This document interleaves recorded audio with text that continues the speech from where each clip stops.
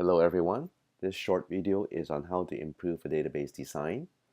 The formal term for this is normalization, and we're going to be running through an example of a database with only one big table, and we'll see how we can improve this database. So here just a database with only one big table. This table is about students taking a bunch of courses, and here is some information about students, student ID, name, and so on. And over here, courses they have taken. Feel free to take a look at this table, pause this video, and ask yourself what's wrong with this table. And when you're ready, you can unpause and continue with this video.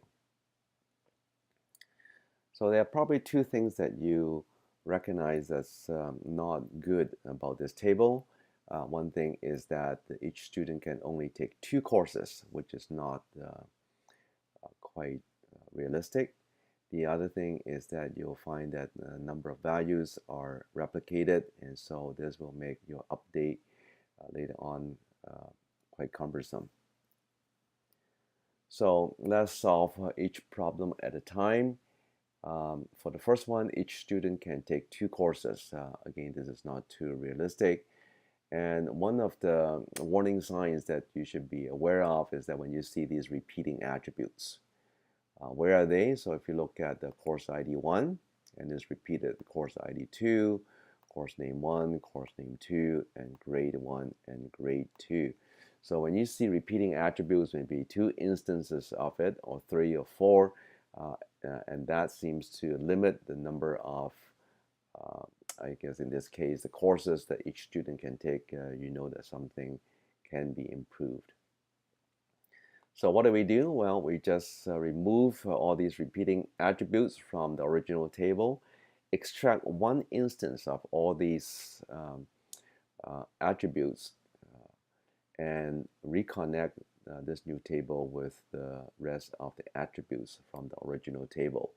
So now we have an instance of these unique attributes, the course ID, course name, and grade.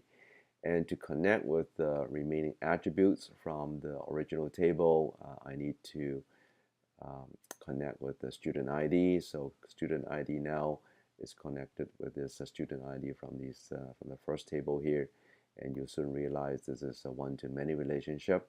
And because of this one-to-many relationship between the original set of attributes from the students and these courses, you can see that I can add multiple rows in the second table to have more than two courses that each student can take.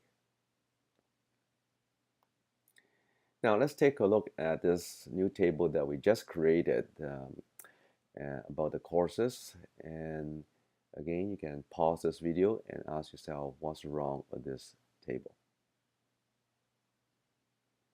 Well, you soon realize that there's still quite a bit of data that's being replicated. So this is our second problem that we need to solve. No more repeating attributes now, but now you can see that Java is being replicated twice, database, and same for C.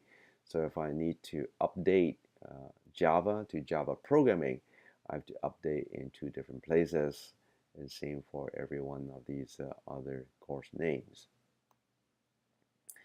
So what do? I extract a unique instance of all these course names, put it into yet another table, and again reconnect from this table to other attributes from the original table. So these courses are now in one-to-many relationship with all the students that have been taking these courses. So it is again a one-to-many relationship. Now take a look at this other table that was split from the original table on students. Again, what's wrong with this table? Feel free to pause this video again to take a look at it, and when you're ready, unpause and continue. Well, this table still has replicated data. So again, you can see Burnaby is being replicated, And you can imagine, even though there's only one student from Vancouver, potentially you have more students coming from Vancouver, and you will have the city name Vancouver replicated more than once. So one more time, what do? We extract these repeating values, put a unique set of values into another table, and again, reconnect this table with the rest of the attributes. So again, you realize that this is a one-to-many relationship from this new table to the other attributes from the original table.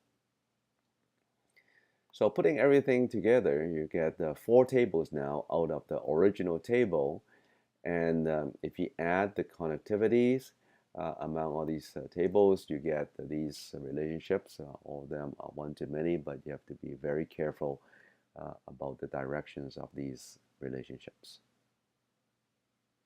So there you go. This final set of tables from the original one big table design. So that's all for now, but there's still more to come. I just like to think about these questions. Why is it okay to leave some of the values replicated? So you'll notice that Vancouver or Van, BBY, CS101, and some of these values are replicated, and I leave them as is in the final set of tables. The other question is, why is the difference, or what is the difference between the 2 steps of removing the repeating values? So one step, I remove Java and database and C. In another step, I remove the Burnaby. So are there any differences between these 2 steps of removing repeating values? And any other improvements that you can think of as you take a look at this the final set of tables. All right, that's all for now. Thank you for watching.